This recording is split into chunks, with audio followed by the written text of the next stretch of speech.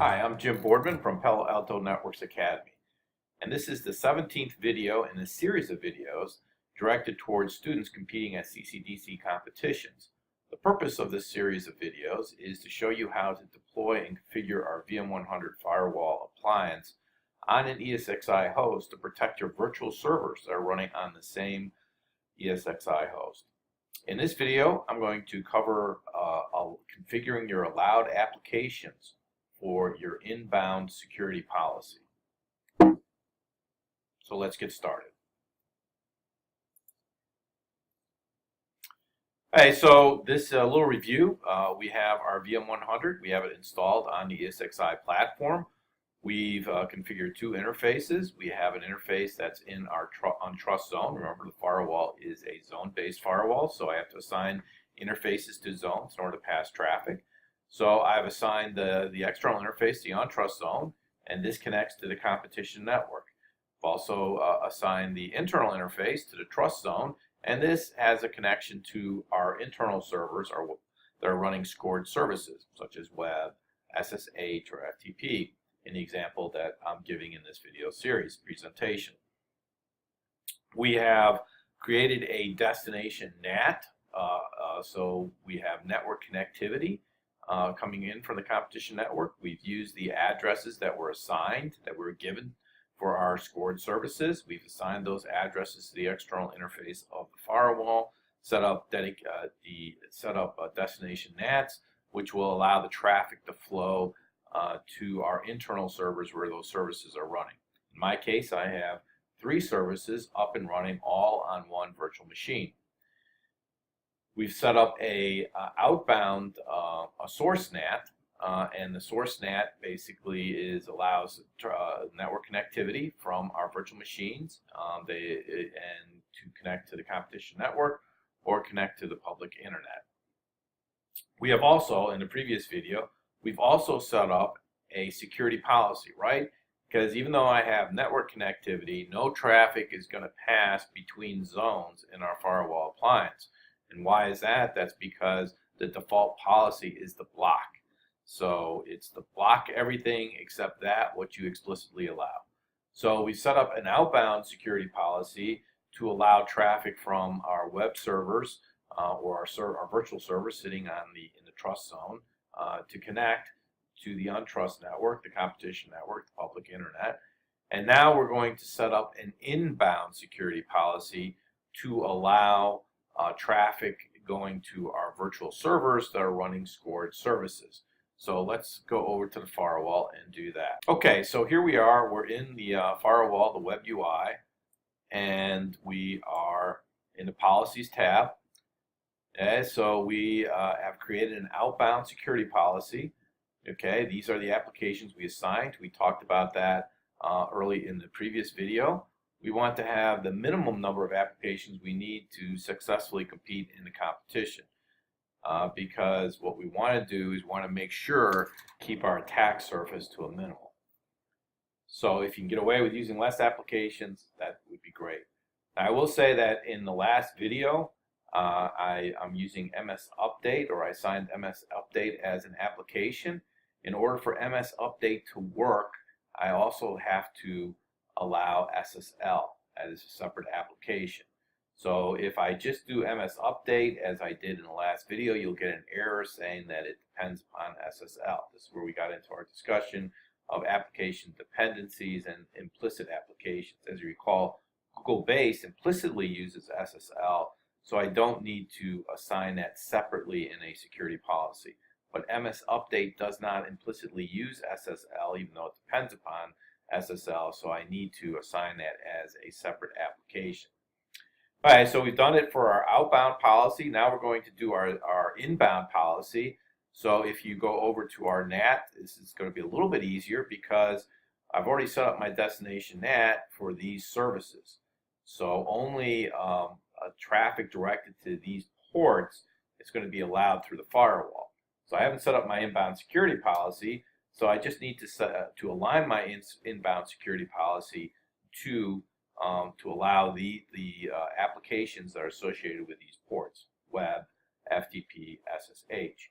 You also notice that my destination address is these are the addresses that I have assigned on the external interface of the firewall, and these were the addresses that you were given for your scored services, or may have been given for your scored services, and you can't change. So we're going to use these same addresses in our security policy that we're going to create next. Alright, so we're going to call this our inbound security policy.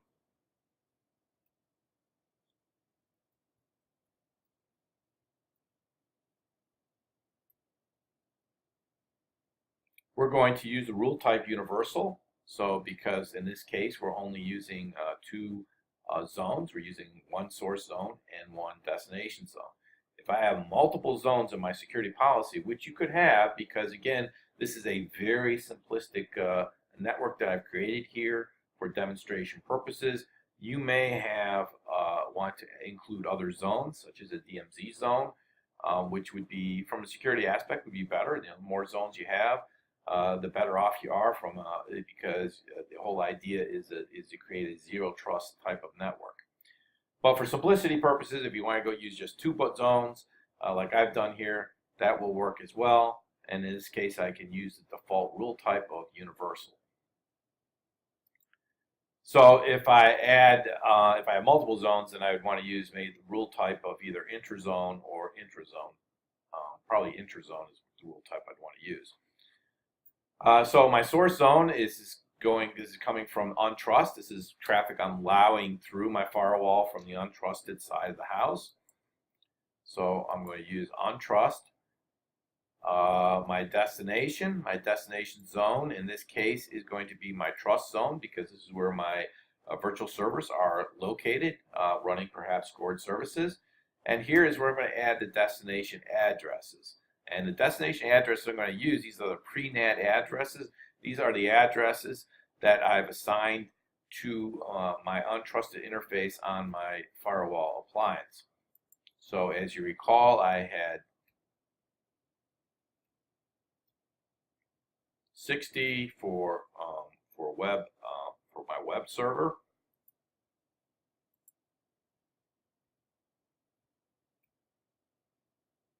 I had 70 for FTP.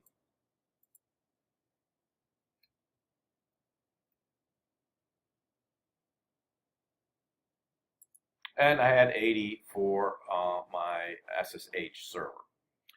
Now, what's kind of interesting about this is that even though, I mean, theoretically with the security policy, I'm allowing, web to access any one of these servers. But because I'm using this in combination with my destination NAT, my destination NAT is only allowing port 80 to go to 60, only allowing SSH to go to port 80, only allowing FTP, not port 80, only allowing SSH to go to my server with IP address of 80, only allowing FTP to go to the IP address and my server that's associated with this IP address. Now, as you recall, I have one virtual server that I have operating, and I've used virtual interfaces, and I've assigned 3 different IP addresses to this one virtual server. This may be different for your setup. You may have a dedicated virtual server, or you may want to run all your services on a single virtual server. And in fact, maybe a few virtual servers, right, for backup. So that's up to you how you want to set this up. So here are my applications. I'm just going to have to match my applications to the ports that I'm allowing through my destination NAT. So web browsing,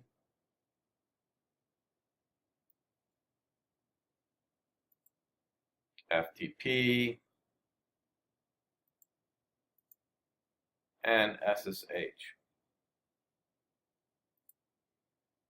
Alright, so we move over to service, and we talked about this with our outbound security policy. I want to choose application default. This means that when you think of service, think of ports.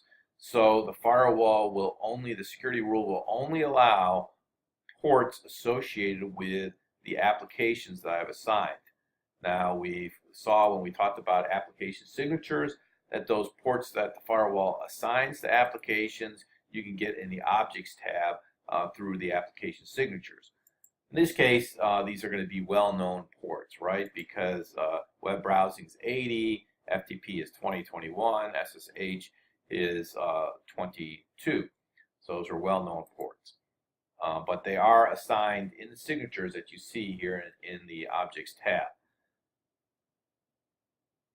So now the reason why this is kind of important is because if I just chose any in here, then basically I would allow, the firewall would allow you three-way connections, or at least the security policy rule would allow three-way connections to any port. Because remember, the first three TCP packets are just setting up the three-way handshake, just setting up the session. There's no application data in any one of those, in any of the packets associated with three-way handshake. So the firewall looks for the application, doesn't see an application, so has to fall back to, do I allow this port to come through? So finally, we're going to go over to the Actions tab. We talked about this before with our outbound security policy. As you can see here, default, it's log at session end. The only time you'd want to log at session start is if you're doing troubleshooting, or if you see some anomaly maybe perhaps. You wouldn't want to do that for a long period of time because you're going to double the number of logs that you have. I can also forward my logs to a syslog server. You can set that up as well. We're not going to do this in the video series. If you want to do that, then you can consult the operation guide, and which is on the CCDC Academy Moodle, and the administrative guide, I should say, which is on the Moodle, and there's directions in there on how to do that. All right, so we're going to click OK, and then we will commit the changes, and we'll test out, see if it works. Test the policy out, see if it works.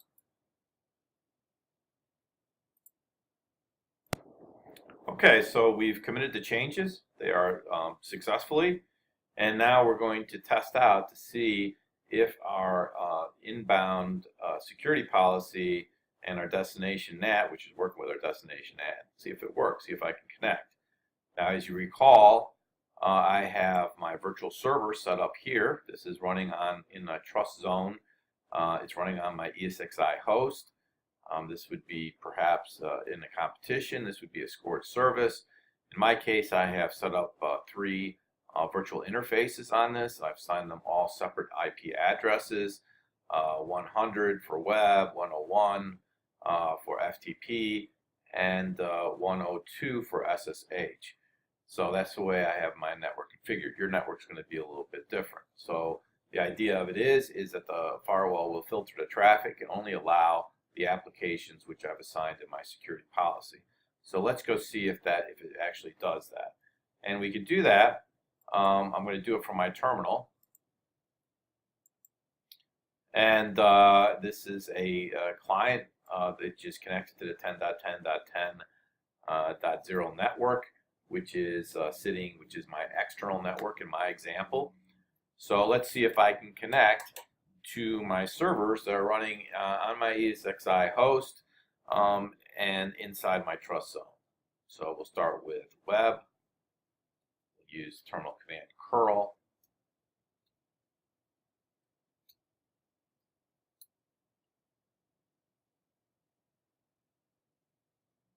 So I have web connectivity. Now let's check FTP, see if I can access FTP on my internal servers through the firewall.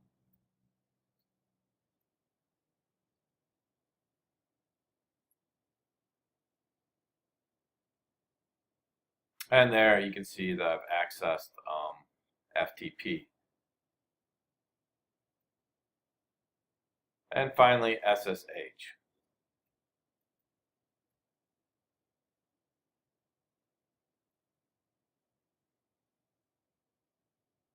So I can access all 3 of my services, and this concludes this video. In the next video, we'll talk about Content ID.